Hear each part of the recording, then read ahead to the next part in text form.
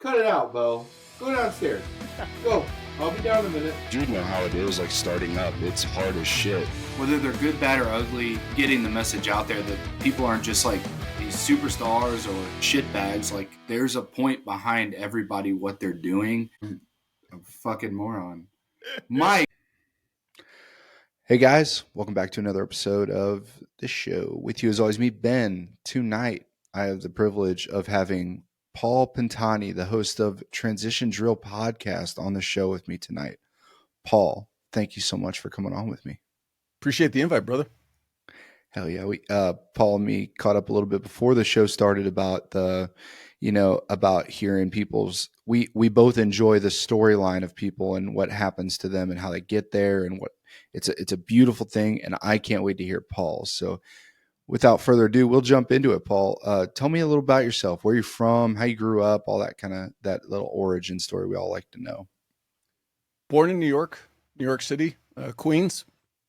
My dad, not born, he was actually born in Italy, but basically raised in Brooklyn. My mom was from California, and at 18, basically took off and went east. When she ran out of land, she stopped and ended up in New York. Somehow she and my dad ended up together. Don't ask me how, because if oil and water don't mix, they were oil and water times two. So they had me. They stayed together long enough to have me. And then probably, I was probably about 5 years old maybe. My grandmother on my mom's side passed away. And so my mom's like, hey, I want to go to California. I want to be back closer to my family. My dad worked for American Airlines, was fueling airplanes in the snow in New York. He's like, California sounds good to me. And so me and my mom took off first while my dad was waiting for a transfer. He came to California. It took him about 6 months. And his present for arriving in California was my mom saying, I want a divorce. Oh, so man. It was one of those things where, as a kid growing up, everything that was good was in New York except the weather. So my dad never regretted staying out here, but there was nothing for him basically out here. So he had to kind of reinvent a new life. I did the mom and dad thing my entire life growing up, bouncing back and forth. That whole stuff was, in general, a good kid. Loved sports. I thought, baseball was it. Then I hit a growth spurt, and my grandfather's genes on my mom's side kicked in. And at about 12, 13 years old, all of a sudden I was bigger than my dad, and wanted to start playing football. My dad was not a football guy, so we immediately started butting heads on that. Got into high school, and it just went downhill from there. So by the time I was probably 14 or 15 years old, I was living with my dad full time, but just almost adversarial between the two of us. And through high school, I spiraled even more, got into drinking. The group that I was hanging out with was all about drinking, smoking marijuana, and doing the absolute minimum in school. The funny thing was, I went to a private Catholic high school that I had to take an entrance exam to get into, and scored outside the high school range on all the things they tested us on. So my guidance counselor, this petite, nice old nun, every time she'd call me in, Paul, what's going on? Your entrance exams were so great, And it was just, I wasn't applying myself. I had zero interest in school. When my dad said I couldn't play football, the hindsight being 2020, I thought I was getting back at him. I wasn't doing anything. I was just hurting myself in the long run. Right. And so freshman, junior, senior, just basically in my mind, if I got a D, that was good enough. Start my senior year of high school, no plans specifically for my future. And I get a new guidance counselor. I get a civilian. I get a young woman, or younger woman, older than me, obviously. She calls me into her office and straight up told me what I needed to hear. Hey, you gonna pull your head out of your ass? Because the grades you're getting, you ain't gonna do anything in life. She goes, even the military probably wouldn't take you. And so that was the turning point for me. I started looking at the military. This is 1987. So extreme peacetime period of our, history. And everybody that I talked to told me, hey, if you're not going to make the military a career, don't waste your time. They're going to promise you the world. And then when you get in there, it's going to be, hey, needs of whatever branch you go into. Yep. So I don't know if it was I just really wasn't motivated by it, or because on the flip side, as much as I was a knucklehead and smoking weed and drinking, I never got busted for anything significant. And if you would have told me or asked me what I wanted to do, I wanted to be a cop. Don't know where it came from. I just knew that that's what I wanted to do. So I think that's probably why I never really dug into getting as much knowledge as I should have about the military and going into it. I did actually go down the rabbit hole for a little bit on the Air Force. And when it came time for my dad to sign for the delayed entry, he basically went, when you're 18, you decide what you're going to do with your life. I'm not signing it away. Yeah.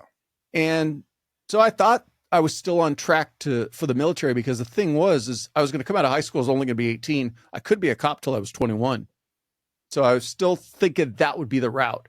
And in that period between 17 and a half and 18, like I said, I just talked to the right, wrong people who basically kind of turned me off of the military. Yeah. Graduate high school, 87. A friend of mine worked for a police department as a cadet, which is basically a glorified gopher. It's a paid position until you can be a cop. She says, hey, why don't you test for this agency? So like June of 87, I graduated. March of 88, I started there as a cadet. And that was the next 35 years of my life was law enforcement. Dang. I got so much. So first of all, with that, you said by that time you were living with your dad full time, but it was a lot of resentment towards each other. Is your mom just kind of off doing her own thing at that point? Or was it just, how did that end up working to where you were with him most of the time? So there was a significant age gap between my mom and my dad, probably about 13 years. And so when I was a young kid, my mom was still basically young herself and wanted to kind of live her single life till she ended up marrying my stepdad. And so she had her own drama. She was an alcoholic, raging alcoholic, along with my stepdad. And so it was weird. The bouncing back and forth, I started seeing that. And even as a young kid, I kind of saw my dad's house was a little more stable. Things were better there. But then once I got there and started living with him full time and started getting older, it was that thing of he was trying to keep me under his thumb and make me abide by his rules and not really let me spread my own wings and grow. So there was that, the resentment was me just wanting to sow my own oats and him trying to keep me contained.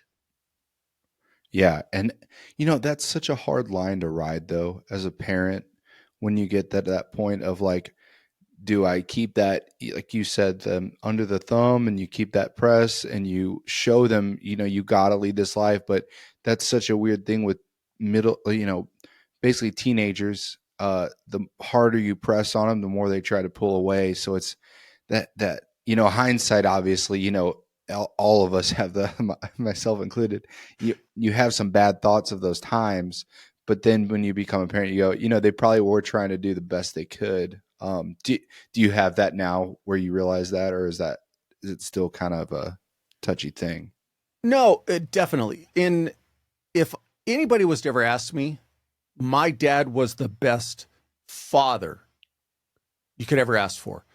He lived his life to be dad.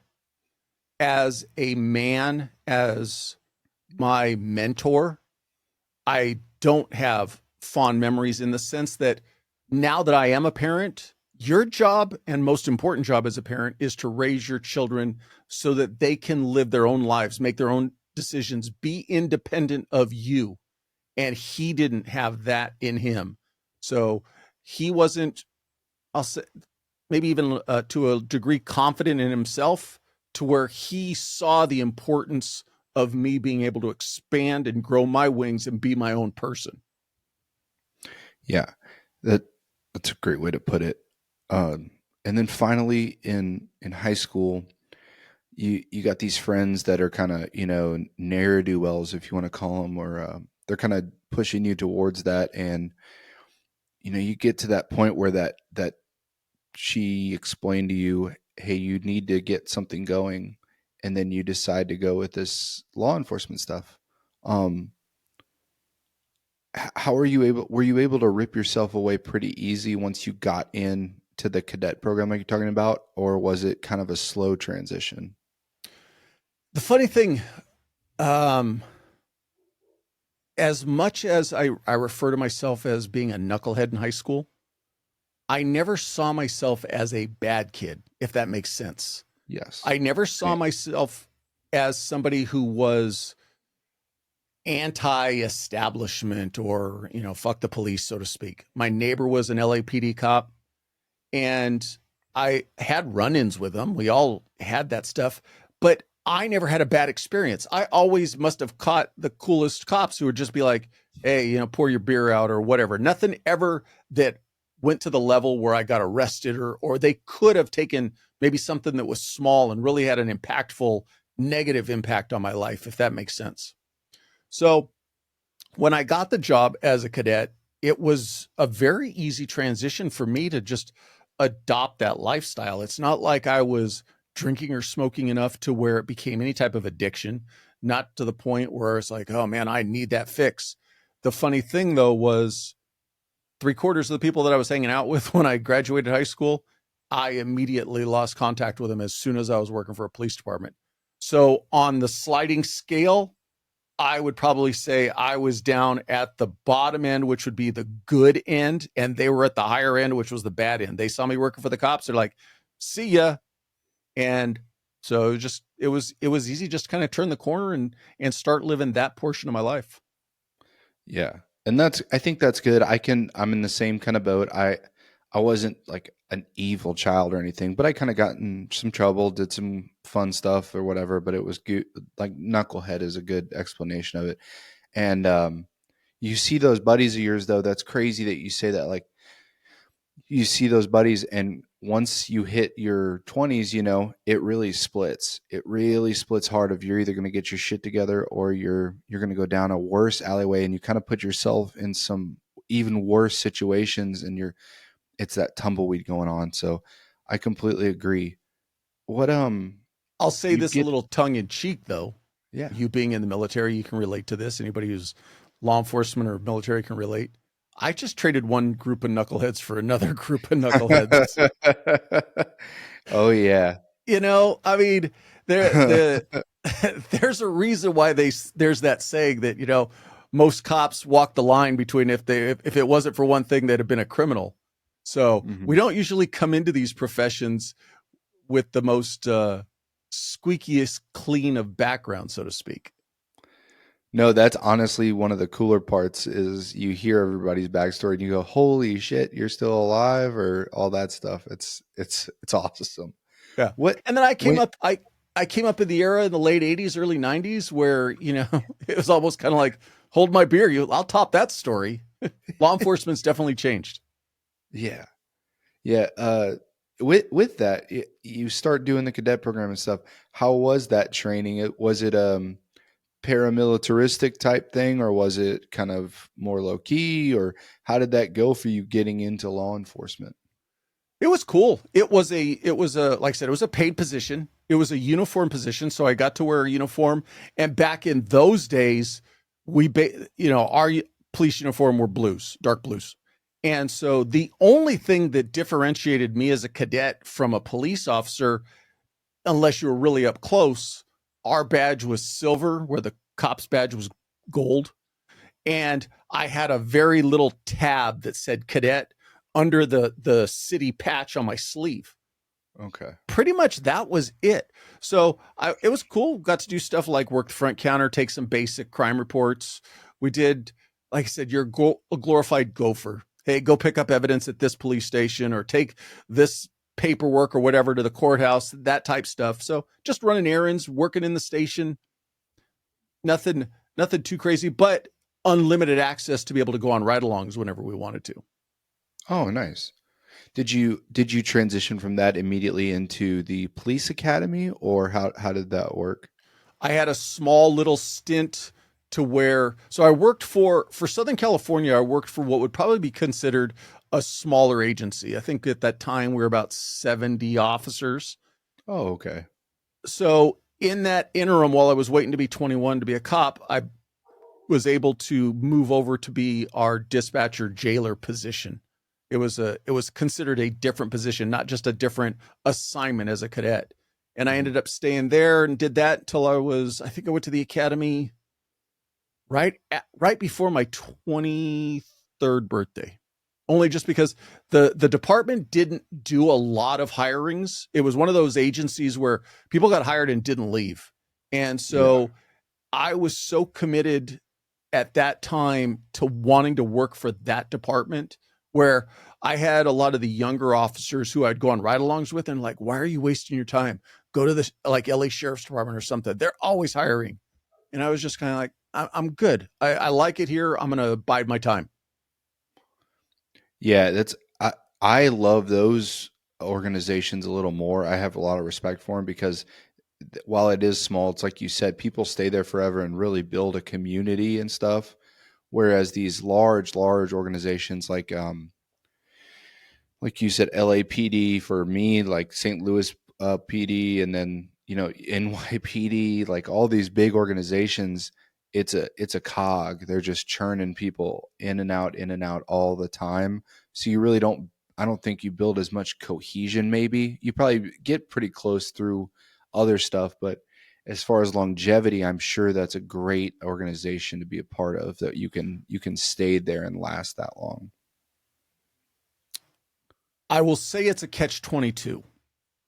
And it depends on what you want out of your career, what you want out of yourself. So, yes, it's a small organization. Everybody knows everybody. It's the same thing, though, when you hear about living in a small town. Everybody knows everybody. It's a good thing. It's a bad thing. It depends. The other thing is you're limited on assignment options. So there's not a lot to do. You go to a bigger agency, there's a lot more things you can do. I did have a period in my career where I started kind of getting the bad reputation. So if I can break it down, when I first started as a cop, our detective bureau was only 8 detectives. There was crimes against property, crimes against people or persons, and then narcotics. So all of us young guys, all we wanted to work was narcotics. And you put in and you get passed over. You get put in, you get passed over. And maturity now, looking back on it, I know that I didn't do everything that I possibly could to make myself the best option for that detective spot. There were guys who were putting themselves through training out of their own pocket and volunteering for stuff on their own time. That wasn't me. I was like, hey, I'm working, I'm doing what I'm supposed to do. And I thought that was enough. So where I'm going with this is for those men and women who today, maybe you're working for that smaller organization and it's getting frustrating because there is a lot of politics. There's no way around it. It's who you know, who knows you, and who likes you and who doesn't like you. You can complain about it all you want, but that's the nature of the beast. That's human nature.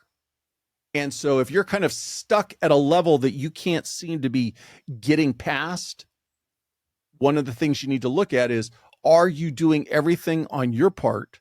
And then have you hit your ceiling for that organization? So that's the downside to a small organization. Yeah. I can't. I just hit that mark about 2 years ago where I learned, maybe you are making yourself viable with skills, but you're not becoming the social. I hate to use the term sociable, but sociable is kind of the term. You have to be able to get in there and coerce yourself with jobs, because like people say, like, in the Army we call it the good old boy system, which everybody complained about, but it's not gone. Like, it's still being utilized to an extent. And you can either, like you said, I was the one whining about it all the time. I was like, I'm not going to put on a show for these guys. And it's like, well, you really don't have to put on a show, but you got to show a little face every now and then. You got to talk to some of the higher ups, even if you don't want to, that's a great way to put it. Like, you can complain all you want, but that or deal with it, Well, and we often call it the good old boys network. And to a degree, there is some aspect of it that's not fair. But think about it on the flip side. If tomorrow you got promoted and you had to pick the person who was going to take your spot, there's a high likelihood the person you're going to select is somebody that you know, maybe you're friends with, maybe it was somebody who was your partner before. That's not necessarily a bad thing, because if you take it to the nth degree, if tomorrow I made you the police chief of that organization, you're going to put people underneath you that you believe and know that will work with you, aren't going to be adversarial to you. Is that good old boys club, or is that just human nature about putting people around us that we trust, that we feel confident in, that we know how they work? Yeah. Just depends on your perspective. Yeah. And that's something that a lot of people really got to get over. Like, they got to learn to get over that hump. That's great. That's a great way to look at it. When you were going up for these positions, where you I saw your bio a little bit. You did a couple different jobs for detectives. What did you do in detective work of those three? And then how long did it take you to get to that position? Took me almost 10 years to make detective. And I got very lucky because, like I said, after a couple times of getting kicked in the knee and not getting assignments that I wanted, and there were other aspects that I was able to do. Bike patrol was just starting to be a fad or a trend in law enforcement back then. I was one of the guys that got selected for that. It wasn't a full-time. It was basically, hey, there's a bike rack on the back of your patrol car. Take the bike with you, and if you want, yank it off and go ride around apartment complexes, that type of stuff. We didn't have a SWAT team. Just as I was leaving the organization, they had started to do an advanced tactical team. So there really wasn't that option. But long story short, I started going down, I'll say, a black hole. And I was becoming very disgruntled. I was getting deeper into that mentality of, it's the organization's fault. It's not my fault. And like I said, I got very lucky because one of my former training officers, she promoted to sergeant, and she was put in charge of the training officer program. And I want to say this was probably 6.5, maybe 7 years into my career. She came to me one day and she goes, I see where you're going right now, but she goes, I have faith in you and I have confidence in you. And I know that you would be good at teaching new officers how to do this job. She goes, I'm going to take a flyer on you and I'm going to bring you in as one of the training officers. And that was the first real kind of turning point for my career. And I went into it, headlong. And I really enjoyed doing it. I found that I really enjoyed the teaching aspect. And I did that for probably 3 years straight. So right up to about 10 years in. And there was a point where for a long time, because the agency was small, all of the detective spots were rotational. So on paper, they were 3-year rotations, so that one person basically doesn't lock it up for the duration of their career. And the mentality was, you come back in as a detective, probably in that 5 to 8 year range, you do 3 years, you could usually get back for 4. It wasn't hard, fast 3, but you come out and you're about that 10 to 12 year mark ish. And most guys would then promote and start working their way up the ladder. That at that time, that wasn't an interest to me. To me, it was like, wow, if I promote, that's even less things I'll be able to do. So about that 10-year mark, they brought back what they called, or my 10-year mark, they brought back what was a rotational detective. And it was just a 1-year spot. And basically you were just back there batting cleanup. Hey, we need you to take this. And it didn't really matter where you were going to take it from. And I was back there for that year. I ended up with a parental child abduction case that I got to virtually chase the dad across the country. And it really opened my eyes to how much fun fraud is, because I basically was tracking him by his calling card. And Yeah. long story short, we got him nailed down in Florida. And then the cool thing that my lieutenant did goes, hey, you work this case up, go get him. And so I got to do the extradition. So all those little things made me like, oh man, I'm really liking this detective stuff. And just as that year was coming up, one of our fraud detective spots opened up. I was like, I'm going to give this a shot. I'm going to see if I like it. Got that assignment and just fell in love with it. I love the mental challenge of digging into all those, credit card case. Everything that you did not want to do when you were in the academy in that front leaning rest position was what I was doing. Stacks of paper this tall because it's all, that's all fraud cases are. Was back there, and I took every opportunity to pigeonhole myself to basically make myself so valuable back there, because fraud was really becoming prominent in this is actually the early 2000s. Computer crimes were exploding. Because that was like when all the digital stuff started coming in and credit cards were booming at that point. Yep. I'm sure it was huge. Yeah. And so I went to every training I could. I volunteered for anything I could. Somebody said, hey, are you interested in doing computer forensics? Yes, I am. I said yes to everything because in my mind, I didn't want to promote. So I was thinking, if I can figure out a way to lock myself in here to where they're not going to want to send me back to patrol, that's what I want to do. So I was back there almost 5 years. And what started happening was my lieutenant called me in and goes, hey, you see that headlight? That's the train, coming at you for patrol. You're going to have to go back. And he was the one who kind of went, all right, at this point, I'm about 15 years in. He goes, do you want to, just go back to patrol? What are you going to do?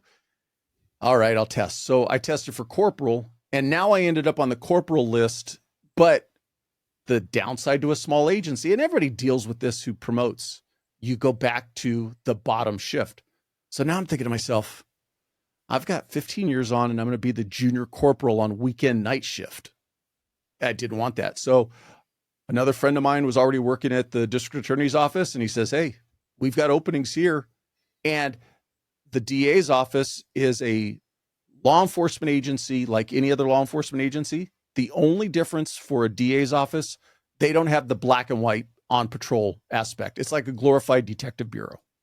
And so I went there at my halfway mark, about 16 years in, and I saw myself just being an investigator for the rest of my career. Wow, that sounds like a good gig, right? It's great. It's fantastic. Awesome. It sounds great. If you work for the right DA's office, I went to work for a DA's office that was very aggressive, that they had their investigators out in the field doing investigations, whereas the county that I came from, the DA investigators served subpoenas. You had to earn your way into an investigative spot. So I got lucky. I ended up at an agency that was very aggressive, gave me a lot of opportunities, but I stayed in that vein of the fraud, computer forensics. I even got to work with the FBI for a couple of years, assigned to their forensics lab. I was actually working the FBI lab when the San Bernardino terrorist attack happened. And I remember being in all of that mix and seeing how the FBI can spin up for one of those things. It was pretty impressive. Yeah, I'm sure you got to see a lot of things through that lens. Is there any because you said basically that takes you up to your end of your career. You're doing that for almost, I think you said basically like 10, 15, how many years was it at that point? No, so I, at the time I went to the FBI, I was probably, let's say 20-ish years in. I've probably been with the DA's office now 7 years. And so I still had about another decade to go before I'd be eligible to retire. I was on our SWAT team. And so when I got over to the DA's office, or when I got over to FBI, they said, hey, you can still do your collateral assignment with your tactical team. But, just make yourself available. And then about a year into that, the boss at the FBI lab called me in and goes, hey, you need to pick, because with all your call outs and everything else that you're doing with that team back at the DA's office, you're not ever here. and your responsibility is to the FBI and doing these cases. So I had to have that, kind of talk with myself and like, what do I really want to do more? So I made the decision to stay at the DA's office and drop off of our tactical team.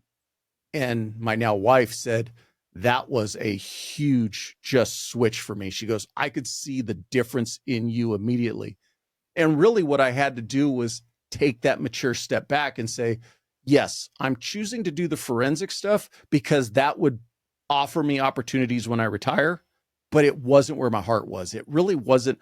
I wasn't that guy who lived computers. It was just something I did. I went to work each day and I didn't want to go home and think about or do more computers. It just didn't feed me. So I made it about another year there, and credit to the FBI. They put you in a garbage load of training programs, but they also require you to pass classes that, like, they want me to do, or they have you do like computer network courses. So if you're an IT guy, it's like, I don't understand this stuff.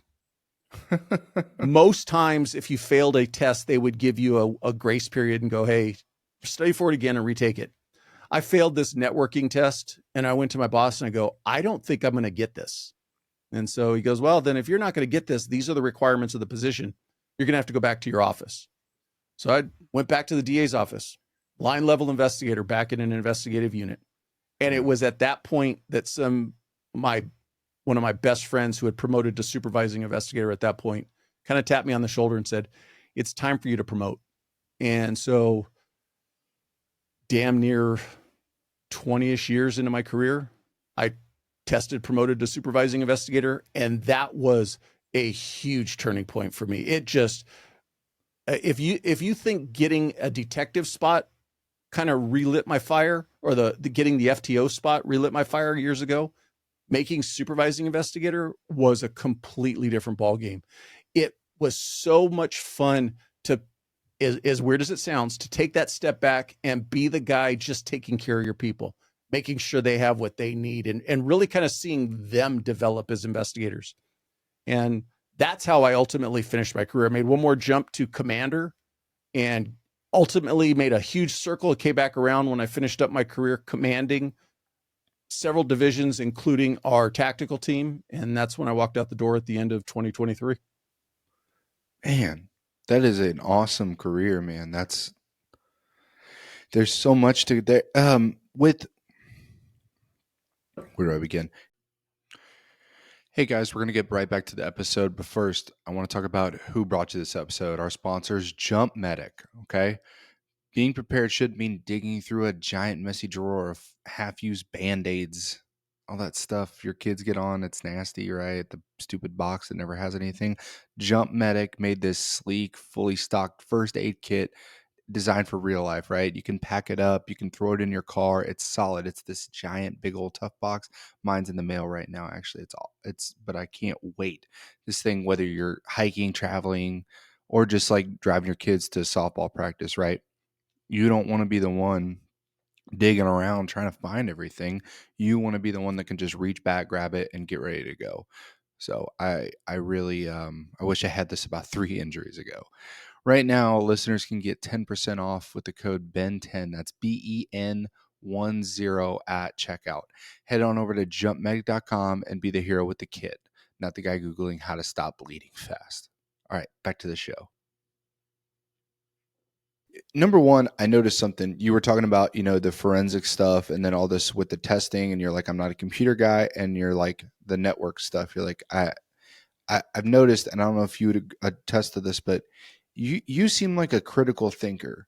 You enjoy the critical aspects of looking at a problem and going at it from different angles. Would you agree with that? Because it almost translates to your podcast, like of what you're looking at and what's going on is also what you did for a lot of your career. I very much like the mental challenge. That's why I liked fraud. That's why I liked working those cases. Taking it to that I don't know if it's necessarily to say the next level or to take it to a deeper level, but when you're really trying to understand ports and that type stuff, when you're getting into the not necessary, So you got computer forensics is on what is called a dead box. Basically, you seize that computer, nothing's happening to it. It's my job to examine it and find the data that we're looking for. When you're getting into networking, you're getting into real-time stuff and cyber attacks and people trying to break in, so to speak, hack into your computer systems. That's just a different level of knowledge. Could I have eventually gotten there? Yes. But because it wasn't a passion of mine, I'm sure I didn't put the proper effort into really learning it. Yeah, and that's no knock or anything. That's just that wasn't your greatest avenue, and that's what people should do. A lot of people, the career I'm in, from my specific job in the military, we actually don't end up doing our job a lot. We end up doing a lot of different jobs, which isn't necessarily bad, but I get mad when people go, "You should master all the different ways," and I'm like, you don't need to do that. Like you shouldn't try to overwhelm yourself with understanding a craft of 10 different crafts. You should be able to actually focus on what you're drawn to, because that's where you're going to make your money. That's what's going to set you apart. That's where you're going to thrive. I wholeheartedly follow that notion. The only caveat I would put to that is wherever you're at in your career right now, you need to be thinking about what you would do tomorrow if you don't have this job. The uniform comes off, what are you going to do? And if you get to a point where you're certain, like this is what I want to do, then position yourself to gain as much knowledge and experience that's going to benefit that transition jump. When I first started down the computer forensics route, I was looking long term, and I was thinking, oh, okay, I'll do this when I retire. That doesn't mean that I really enjoyed it. I was looking more from the angle of how can I leverage this for my retirement. I would agree with you, or I do agree with you, that in your position, you should try to learn as much as you can left and right, as much as up and down. Because if you are ever put into the position of leader, you want to have a basic working knowledge of as many aspects as possible. But you're right. You don't need to try to be a master of, you're not going to have the time or the bandwidth to master it all. But you should understand what each of your people are potentially going to have to do and the jobs that they have to accomplish, so that if you do need to jump in, again, maybe you can't do all of it, but at least you're not two left feet and two left hands getting more in their way than being a help. Yes, I completely agree with that. That's yeah. With you getting to this point, right? You've done amazing things throughout it, and you're approaching your retirement. You finally made it this far, and and like I said, you're thriving.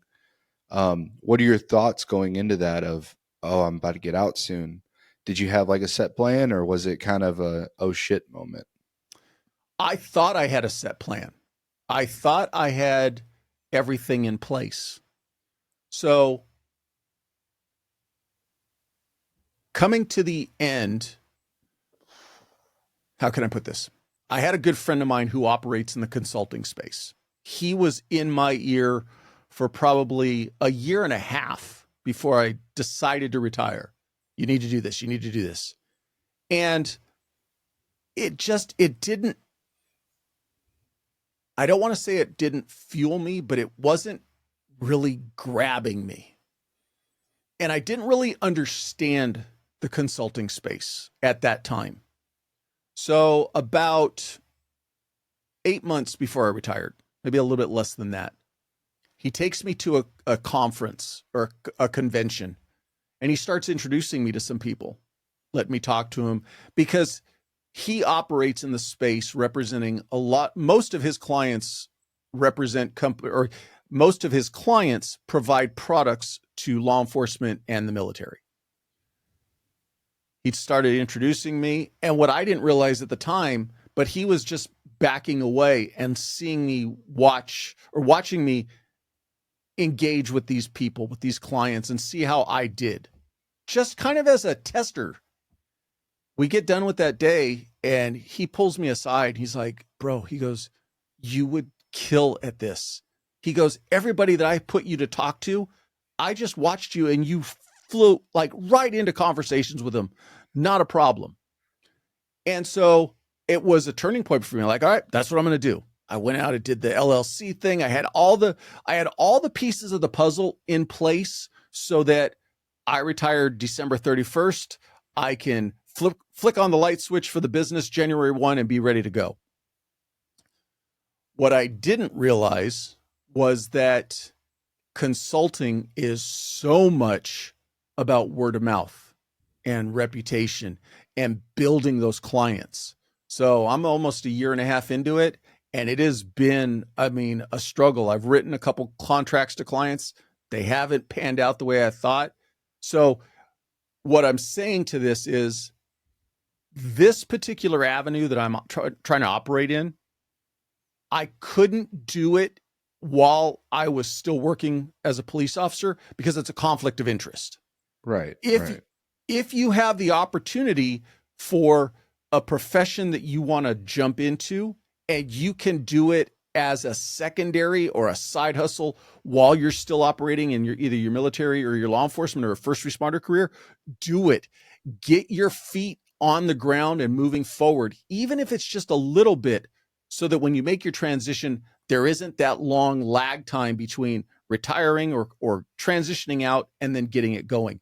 That was the one thing that really kind of became the wrench in my system. So, like I said, I had a plan, or what I thought was going to be a plan.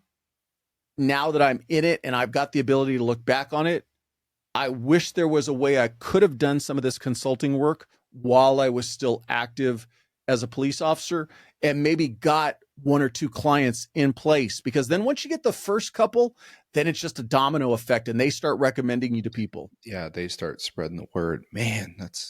That's gotta be that. Is that, do you enjoy it though? Or is it kind of just like, is it not what it's cracked up to be? Or do you still enjoy it? It's just you wish you had better prep for it. I enjoy it because at the end of the day, it goes back into the podcasting. It goes back into like this, you and I sitting here, you're having conversations with people. It's all about relationships. And that aspect of just talking to people and looking at the problem they need to try to fix or solve, and you coming up with the solution for it, is pretty much all consulting is in a very boiled down analogy. So yes, I enjoy doing it. That being said, I love the podcast, and I've tried to do everything I can to grow this podcast. And so as the podcast takes that next little, and it's all about momentum. The analogy I use, if you watch the old Western movies and the old locomotives where they'd start going and then the wheels would slip and they would spin. That's kind of like how it feels with the podcast. It's like you feel that momentum and then there's a little slip, but you're moving forward. Yeah. Who knows where this podcast is going to go? So. Yeah, that's a really good analogy. You get the wheel moving. It's like, oh no, but yeah, I like that. I had it. Oh, that's what it was. Let's transition to that transition drill. Where does it come from? Where did that idea start? Was it while you were in or out? And what made you jump off with it and everything? So the idea originally is not mine. It was the middle of COVID. I was still working as a police officer. I was a commander. We were in a management meeting one day, and my chief, who I give a lot of credit for being very forward thinking through all aspects of his leadership, he was sitting there going, you know what we need to do? And it was just kind of an idea that he really had, not a podcast or anything like that. He just had this idea of, we've got our people who retire and they go on and do something else, not necessarily onto another cop job, but go into the civilian market. I'm saying probably from a little bit of a selfish aspect, he was probably starting to look at his retirement and what he was going to do. But we're in this management meeting and he goes, I'm picturing a network of our retirees who have gone on to do something else that can be available for our pending retirees to kind of give them advice about transitioning, about operating in the civilian space, all that little stuff. He goes, and so I was an avid podcast listener at that point in time. And this immediately sounded interesting to me because the plan was, because it was COVID, we were going to host these, we called them lunchtime chats, 30 minutes. It didn't involve introducing anybody because it was all going to be in-house, and it was going to be people that everybody already knew. And they're just going to talk about, hey, now that I'm out and I'm over here on this side, be mindful, do this with your resume, do this with your LinkedIn, just basic stuff. And so we were leaving. They were going to be 30 minutes in length. You go grab some chow, come back to your desk, jump on this Zoom call, and listen to what this guy had to say. I did probably 3 or 4 of these in that interim, heading into the summer of 2021. I started getting emails from my coworkers offline, like, hey, you do a really good job with this. You should really think about doing it as a podcast. And that was the first kind of like, oh, yeah, okay. And I knew nothing about recording a podcast. So I started going down that rabbit hole. Yeah. and that rabbit hole gets really wide and really deep. And so as I'm looking into and trying to learn anything and everything I can about it, I quickly realized I don't have the skill set to put on a podcast. I wanted to do video from the get-go. I wanted as good a quality as audio as I could get. And there's a lot to do in that. I got very, very lucky. I was in a meeting one day. I had already lined up all the audio side of the recording equipment. That I was dialed in with. I still wasn't squared away on anything video.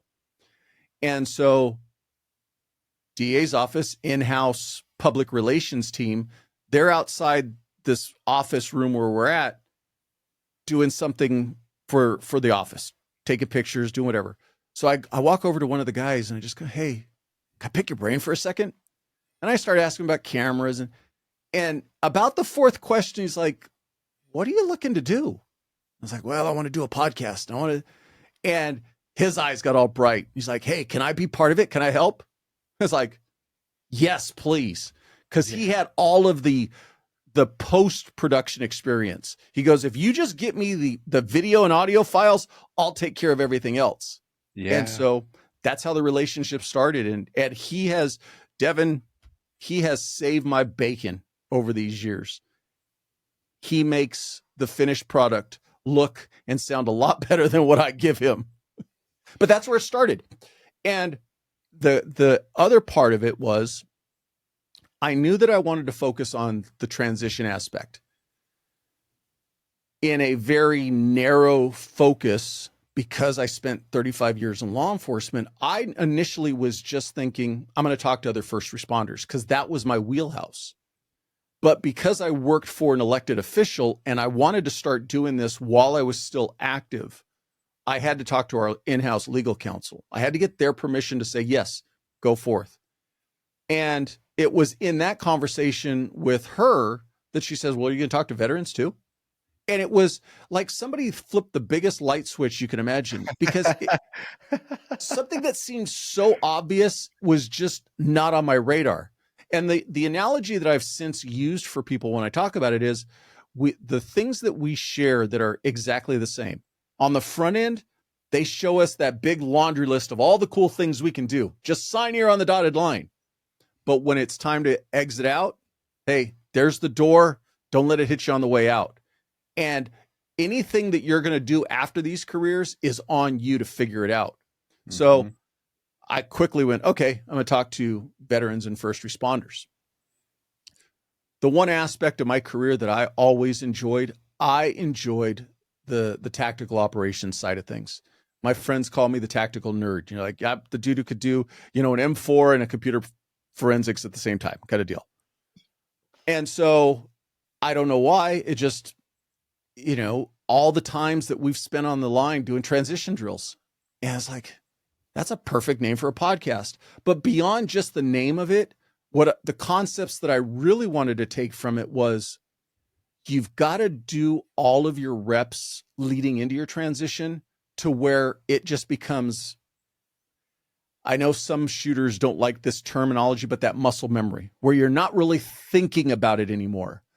You know, going through a transition drill, your primary weapon goes down. You don't even think about it. You transition your sidearm or your secondary weapon, get back in the fight, and then figure out figure out the solution to your primary weapon's malfunction or problem. I wanted people to kind of look at their transition the same way. Have a plan. Keep doing what you're doing today, but put those little pieces in place so that when you actually do have to transition, you're not looking around going, my resume, it's all those little things that you've already done. And hopefully, if you have the ability, like I was saying earlier, if you can start doing it as a secondary or a side hustle, if you can start going out and making those connections with people who are already doing it while you're still in this job, all those little things so that when you do get to your transition, it is as seamless as possible. Yeah, I couldn't agree, because I don't want to dive too deep into it. I'm a year out from my transition right now, and I'm at a weird point too where I have to make a decision. But I learned from everyone I've been in for 10 years. So you see the guys, and then you realize, you go, it is not about the getting out part that's hard. It's about the setting yourself up so you're not one of the statistics or one of the something bad going on, right? And especially with, like I said, I got my wife and kids. That's all you think about is, I have to provide for them every single day, whether I have this job or not. I love that, the transition, explaining that though, as you get that done and then you attack the problem, because without that, you're not going to have a solution whatsoever.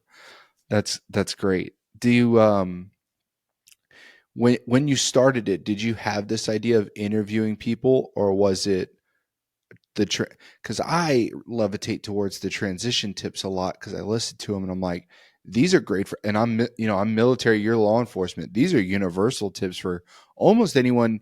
It almost elevates to anyone getting out of a career field. You can use these tips. And then your other side of the show with the interviews is phenomenal, because you're catching real stories that are amazing, but it tackles that issue of transition. Which came first, why, and why did the other one come after?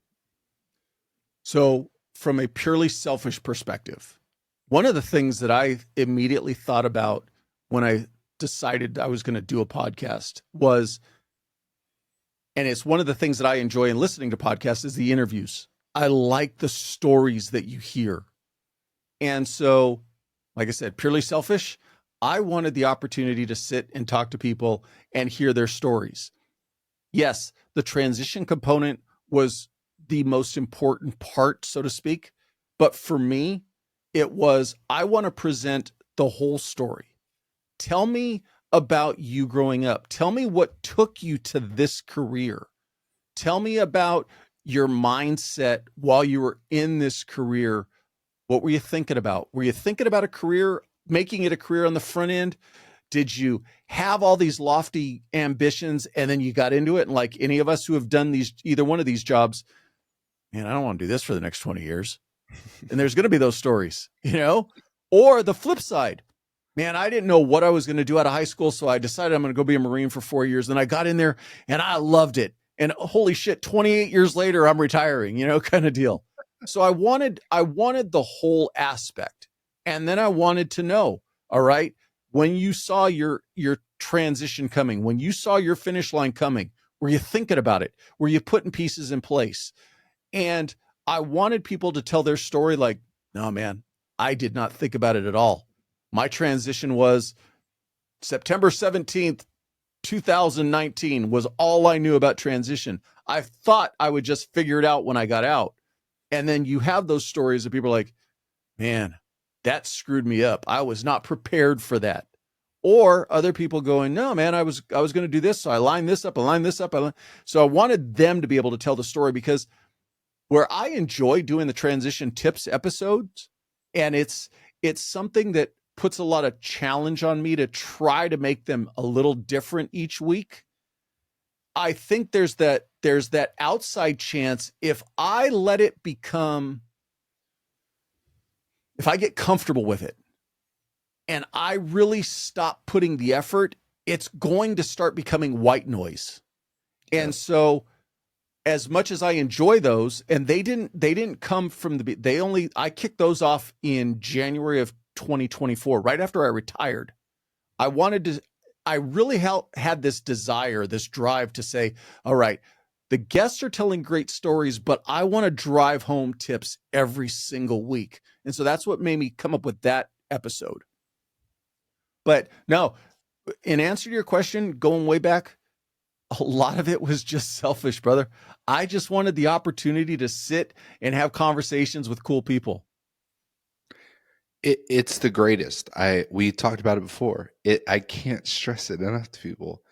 It's also the fun part. I don't know if law enforcement, I guess I could ask you that. In the military, we end up going out to these, like next week I'm going to the field. I guarantee we're not going to end up doing shit like, half the time probably, or at least a quarter, right? And it's a lot of downtime or waiting around. What do? You talk to people. You hear crazy stories. You laugh, you cry, you do whatever. Do you guys kind of have that going on? Because that's what draws me. It's what I reminisce to all the time. The shit talking and the camaraderie is the only thing that really, at the end of the day, made 35 years fun. It's there, if there's anything that I miss, it's just, in a weird way, just feeling part of it. And I understand I'm a used to be. I got zero problem with it. And that's one of the big things that people need to realize when they transition from these careers. You are going to be a used to be. You got to be comfortable with that. Don't hold on to what you used to do, because it's going to get real annoying to people around you. These careers give you a nice big key to open a lot of doors. Obviously, the more that you do in these careers, you get into a tier 1 element. If you're in law enforcement or on the fire side, you get to a very high rank. You're put in situations where you meet people, and that gives you a really big key to open a lot of doors. But I tell people all the time, once you step through that door, all of that has to slide off, and now it's just on you. They don't want to hear back when I used to do this is what we used to do. That's going to get real old. So just understand that there's going to be a day that you're a used to be, but there's nothing wrong with having that nostalgia of, man, I miss it a little bit. I do. I loved being around the people. Like I said, when I promoted, that was probably the best time in my career, because yes, I was the guy in the rear with the gear. And I just basically sat back and go, hey guys, what do you need? How can I help you get your task accomplished? And I got a lot of satisfaction out of that. Yeah, it's awesome seeing people you trained or you worked with, watching them thrive, and you just support them the best way you can. It's great. What where do you see Transition Drill going from here? I think me and you were kind of pretty close in timelines here. I'm a little more different. I started in 23, but I wasn't consistent until this past probably 6 months or so, especially with the video and everything. And as you know, once you pick the momentum up, you got to hold on and you got to figure stuff out, the video, the editing, the merch, whatever comes to your mind. And then you got to start building goals for yourself of where you want to see it. Where do you see this going, and what are you trying to do? The simplest answer is, I would love for this podcast to grow to where I could monetize it and be able to turn that money around and back into being able to. Are you familiar with Chris Williamson and the Modern Wisdom podcast? Yeah. It's great. Have you seen some of the location shots that he's done where he has dumped so much money into the video production? it's like AI. It's not AI, but it's like artificial wilderness surrounding him. He did, It's 3D and everything. It's that was insane. one setting that he did for, I want to say he did 4 or 5 interviews in that platform, but Yeah, the he did like background changed with the it conversation. was like Africa, then it was a war zone, then it was like the jungle or something. I mean, it was crazy.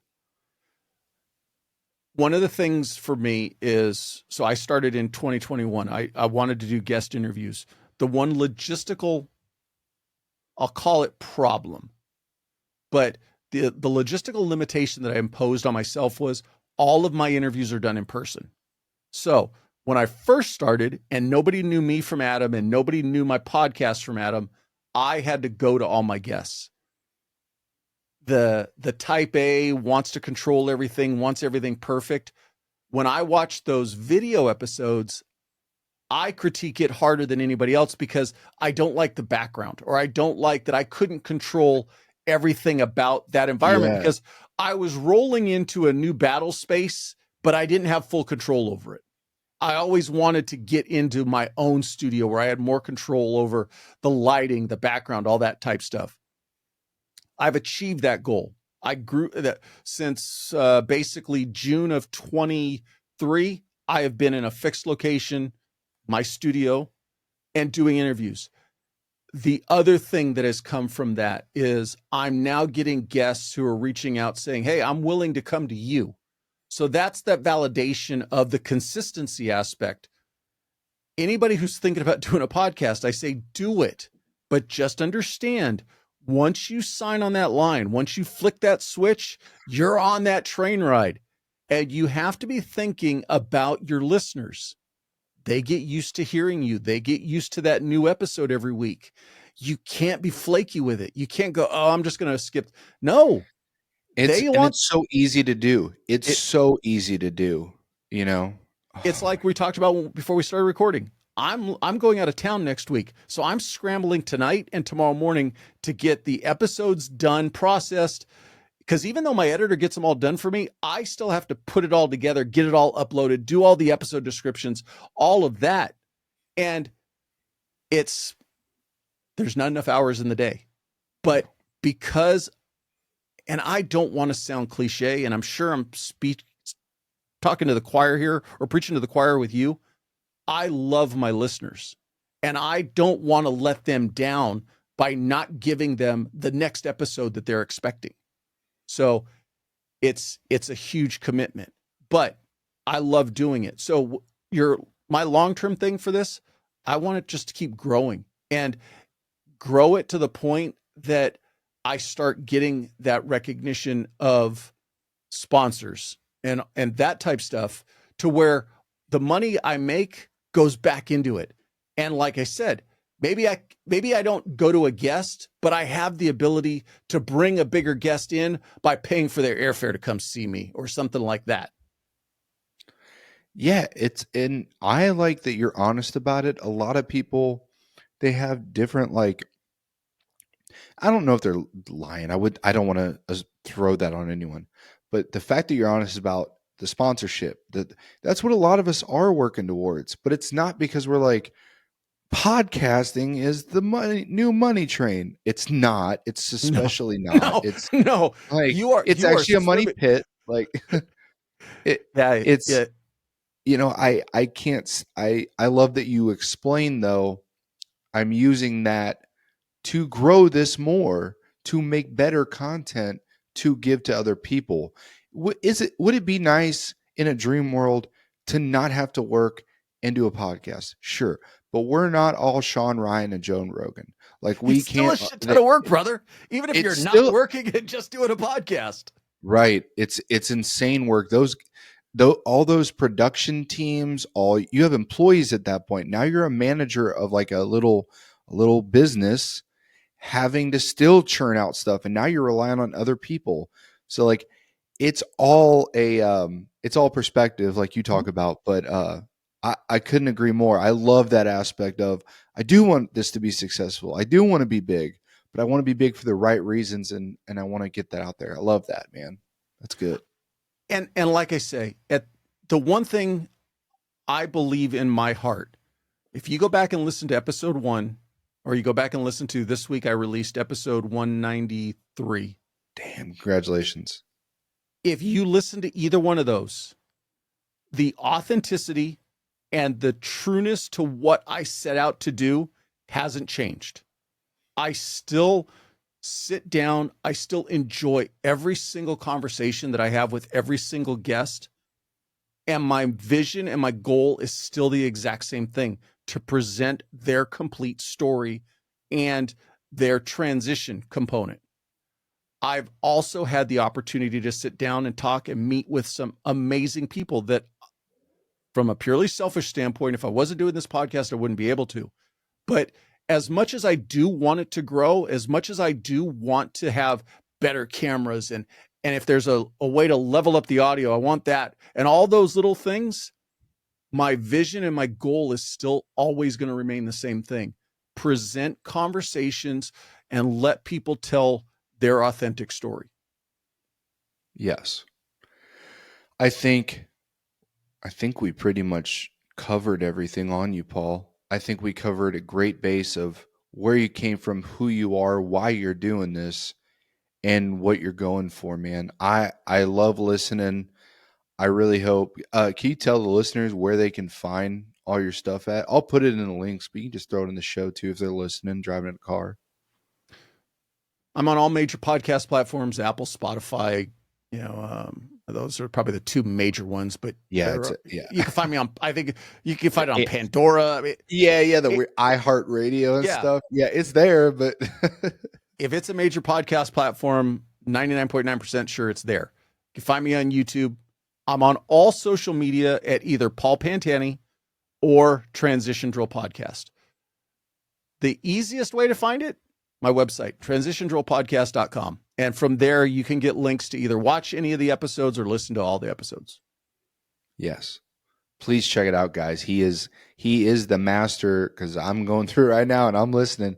The transition tips, they are awesome. And his interviews will either make you laugh or cry, because they are spot on, and he's authentic as hell. So, Paul, thank you for coming on here tonight and talking to me. It was my pleasure. If I can finish with just one thing.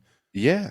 For any of the men and women who are either first responder, military, and I'm not saying this just because of my podcast, you need to be thinking about your transition from the day you start in these careers.